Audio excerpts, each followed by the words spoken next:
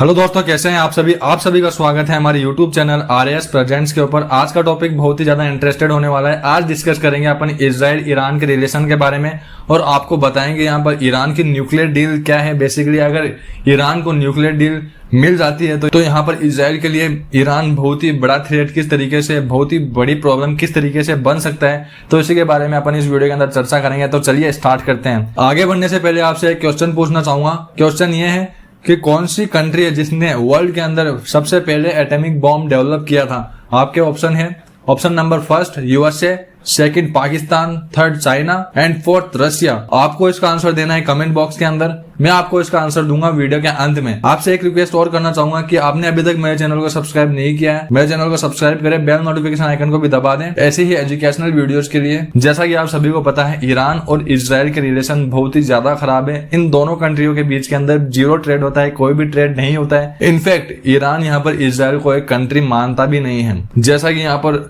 जो खाड़ी के देश है, बहुत अरब देश हैं जो यहाँ पर इजराइल को एज ए कंट्री नहीं रिकॉग्नाइज करते हैं। अभी 2-3 कंट्रियों ने अनाउंस किया था कि वो इजराइल को एज ए कंट्री रिकॉग्नाइज करते हैं, लेकिन ईरान यहाँ पर ऐसा नहीं मानता है। इसका मेन रीजन यह है, जब यहाँ पर वर्ल्ड वॉर सेकंड हुआ था, हिटलर ने यहाँ पर जो जूविश लोग हैं उनको यहाँ पर कत्लेआम करने का ऑर्डर दे दिया था। बेसिकली जो हिटलर है उन्होंने अपनी सेना से कहा था, जब भी जहां भी आपको कोई भी जूविश लोग दिखे तो उसको यहाँ पर आपको मार देना है बिना सोचे समझे।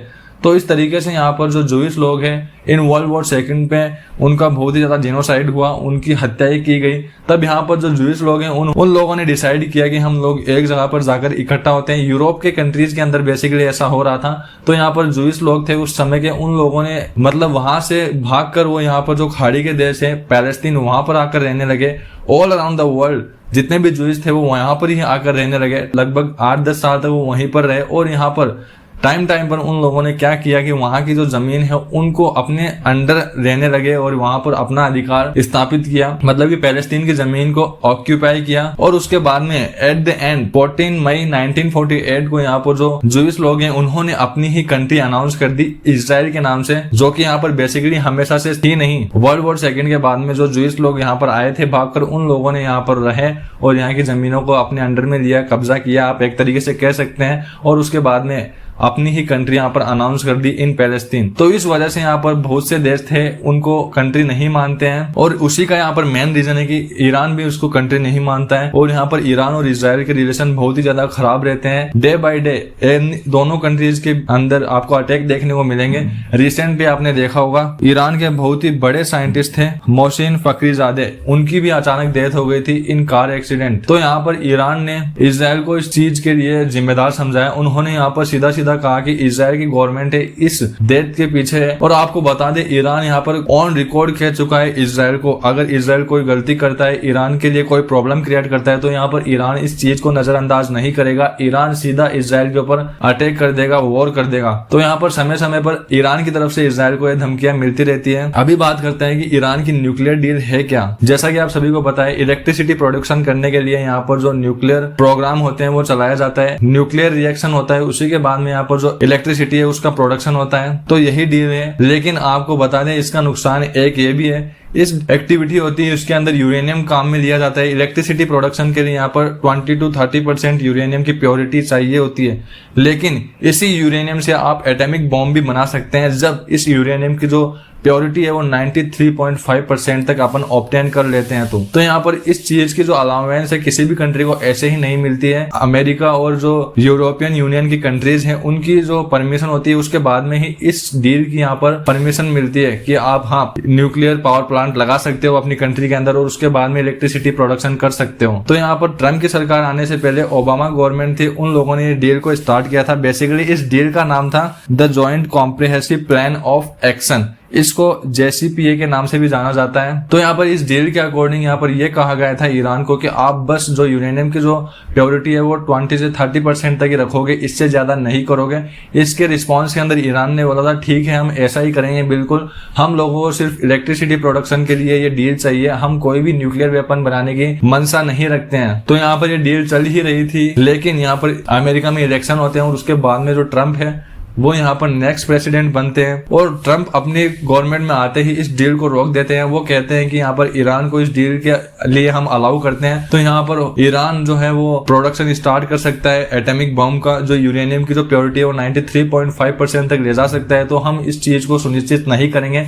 उन्होंने इस डील को रद्द कर दिया था और उसके बाद भी ईरान यहाँ पर अपनी कंट्री के अंदर इन प्लांट्स को लगा रहा था। तो उसके बाद में ईरान के ऊपर सैंक्शंस लगाए गए बाय यूएस गवर्नमेंट कि वो यहाँ पर जो अपना क्रूड ऑयल है उसको एक्सपोर्ट नहीं कर सकता इन वर्ल्ड मार्केट। तो उसकी वजह से यहाँ पर ईरान की जो इकोनॉमी है बहुत ही बुरी तरीके से यहाँ पर अफेक्ट हुई थी और ईरान और यूएसए के रिलेशन है वो भी यहाँ पर खराब हुए। वेट, अभी आप कहोगे कि मतलब ईरान के ऊपर सैंक्शंस लगाए गए थे कि वो क्रूड ऑयल नहीं एक्सपोर्ट कर सकता है, लेकिन इंडिया तो यहाँ पर टाइम पर खरीदता है उनसे क्रूड ऑयल।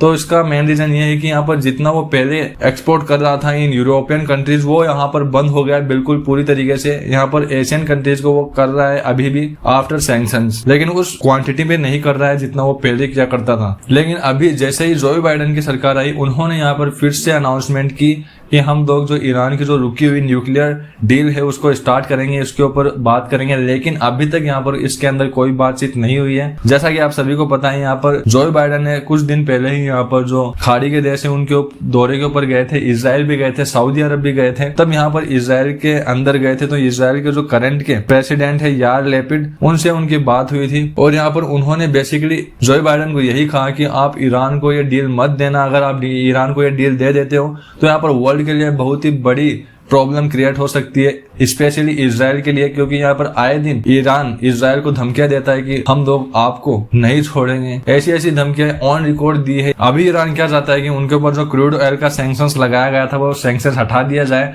और उनको जो न्यूक्लियर डील है वो वापस से मिल जाए ताकि वो अपनी कंट्री के अंदर जो न्यूक्लियर पावर प्लांट है उनका वर्क है वो स्टार्ट कर सके। आपको बता दें पूरे वर्ल्ड के अंदर न्यूक्लियर बॉम्ब है सिर्फ 9 कंट्रीज के पास में। ये आपकी जानकारी के लिए बता देता हूँ कि कौन कौन सी कंट्री के पास में अभी प्रेजेंट के अंदर न्यूक्लियर वेपन है जो कि बहुत ही बड़े डिस्ट्रक्शन का कारण बन सकते हैं। उनमें से है यूएसए, रशिया, हमारा प्यारा Bharat, India, Pakistan, France, China, UK, Israel and north Korea. और आपकी जानकारी के लिए बता दें जिस भी कंट्री के अंदर ये न्यूक्लियर पावर प्लांट लगते हैं तो यहाँ पर उनके ऊपर यहाँ पर अमेरिका अपनी नजर बनाए रखता है बाय सैटेलाइट फुटेज और वहाँ पर जो एरिया होता है वहाँ पर कैमरे भी फिट किए जाते हैं जो कि यहाँ पर सारा टाइम निगरानी करते हैं और यहाँ पर उनकी जो फुटेज है वो यहाँ पर अमेरिका अपनी कंट्री के अंदर देखता है। तो यहाँ पर इतना आसान किसी भी कंट्री के लिए नहीं होता है कि छुप छुपा के वो जो न्यूक्लियर प्रोग्राम है उनको चला सके और जो यूरेनियम की जो प्योरिटी है उसको 93.5% तक ले जा सके और उसके बाद में जो एटॉमिक बॉम्ब है उसको डेवलप कर सके। वो इतना आसान है नहीं बेसिकली। तो मैं आपसे पर्सनली राय पूछना चाहूंगा कि ईरान को ये डील मिलनी चाहिए या फिर नहीं मिलनी चाहिए। कमेंट बॉक्स के अंदर आप बताइए अपनी राय जरूर। अभी अपने क्वेश्चन की तरफ वापस से आते हैं कि कौन सी कंट्री थी जिसने यहाँ पर पहला एटॉमिक बॉम्ब डेवलप किया था। इसका आंसर यूएसए है। जी हाँ दोस्तों, यूएसए ने यहाँ पर वर्ल्ड वॉर सेकंड के दौरान एटॉमिक बॉम्ब अपनी कंट्री के अंदर डेवलप किया था। सो आई होप आपको इस टॉपिक से रिलेटेड पूरी जानकारी मिल गई होगी। आपने अभी तक मेरे चैनल को सब्सक्राइब नहीं किया है, make sure you subscribe the channel और जो बेल नोटिफिकेशन आइकन है उसको भी दबा दें ताकि फ्यूचर के अंदर जब भी मैं ऐसी एजुकेशनल वीडियोस आपके लिए लेकर आऊं तो उसकी नोटिफिकेशन आपके पास सबसे पहले आए।